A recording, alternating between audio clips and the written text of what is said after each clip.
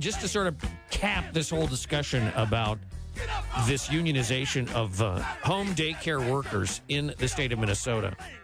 Dan McGrath from Minnesota Majority was at the hearings, and he's got his perspective as well. We're going to grab Dan and a couple of calls, and then we're going to move on. Good morning, Dan. Good morning. Good we could grab you this morning. You're kind of like me. You're a late night guy. I am. I'm kind of a night owl. This is torture. So I'm not talking to you guys. No, of course not. What? I don't know if you've heard any of the calls this morning. You probably didn't because you probably just woke up. But, we talked to a couple of people that were at the hearings. I don't know if you saw any of the coverage of the hearings. We talked to Representative Mary Franson, who said that there was palpably a sense of anger on the part of the union people at the fact that we're even having these hearings. Then the governor goes out and talks about per diem. What the hell's going on? Well, this is a situation where the governor would just rather people didn't talk about this. They wanted this to be done quietly, and it's turned into a media circus, and they don't like it because it's kind of pushed back their plans. The unions have been actually trying to work on unionizing these child care providers in Minnesota for the last 5 or 6 years. But under Palenti, they couldn't get anywhere with their executive order plan. So when they got Dayton in office, they said, aha, here's our chance. Let's just push this through real quick, collect these dues, and be on our way. Dan, can I interrupt you? Are you sure that they didn't have that conversation before they got the governor into the office? Well, there was actually some discussion about that at the hearing yesterday, but there were really no clear answers. Ah, okay. Well, that's the other reason to have the hearing, because I think that's an important question. A couple of questions. Constitutional? What about this thing about he's saying we're just going to, if I do it, or there's so many pieces of this, then there's the mediation piece. But if I do it, it just allows the vote. My understanding is if people signed the card, they already voted. Well, a lot of those cards are years old, and under state law, they're only valid for 6 months. But these are independent business owners. There's no mechanism in federal or state labor laws to unionize independent business owners in this manner.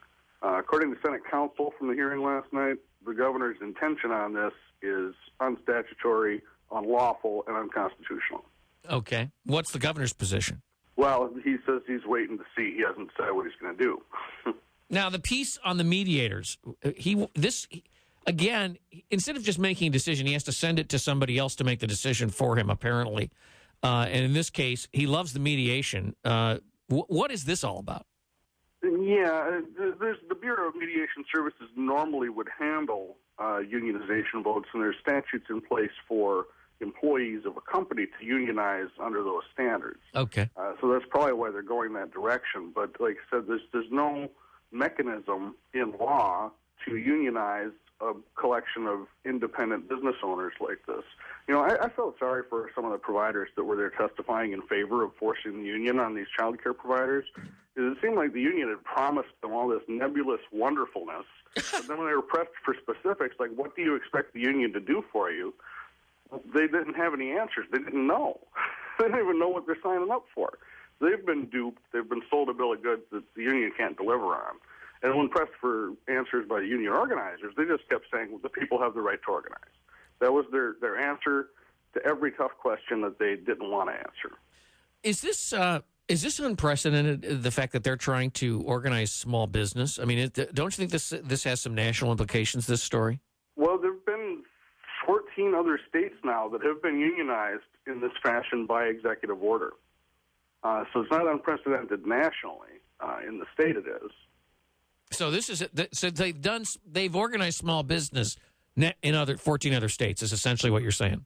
Specifically child care providers, yeah. I think that the union thinks these guys are easy pickings, and they can go after them. They've been going door to door and getting people to sign these cards, but what we're hearing in the hearing yesterday from several providers is they weren't even told what the card was for. Just fill this out if you want more information. Yeah, you know what I heard today? That if you want to reverse that, the original signature, they're saying you got to sign another card. Trying to get them refreshed because they're only good. There you go. And most of them are too old. There you go. Sneaky. Yeah, that's what I thought too. Wow.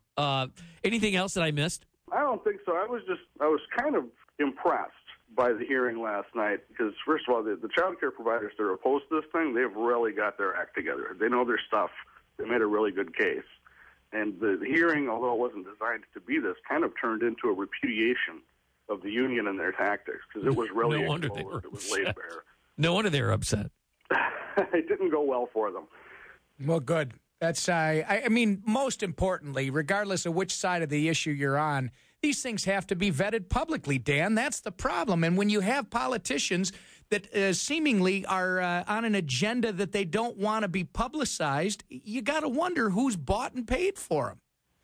It makes everybody suspicious. Well, that was hanging in the air last night, for sure. By the way, what we had somebody call in and tell us that the governor expressly instructed the Bureau of Mediation Services that they were not to answer the invitation from Senator Mike Perry, and I guess it's Senator David Hand, who runs the Senate Health and Human Services Committee. These guys are charged with the authority to invite anybody that they need to come and testify before them. And my understanding is that they invited members of the governor's, the executive branch of his administration, including the Department of the Bureau of Mediation Services, and they were instructed not to come. Do you know anything about that or why? Well, I did hear that at the hearing last night. There was a lot of dissatisfaction among the Senate members about that. The only thing I can guess is they were afraid they would wind up as embarrassed as the union organizers that were there that couldn't answer the tough questions. Well, it's funny because it wasn't reported that way out of the Capitol. The report is a lot more bland than the way you're describing it. Well, it was a 3-hour hearing, and some of the reporters might not have stuck around for the whole thing. But if you watch the thing in its entirety, it's really something. It's an eye-opener. Thank you, Dan. Appreciate it. Dan McGrath from Minnesota Majority was at the hearing, kind of watching it for us last night, and we appreciate you coming on. Yeah, thanks, guys. Now you can go back to sleep. I got to go to work now. See you later.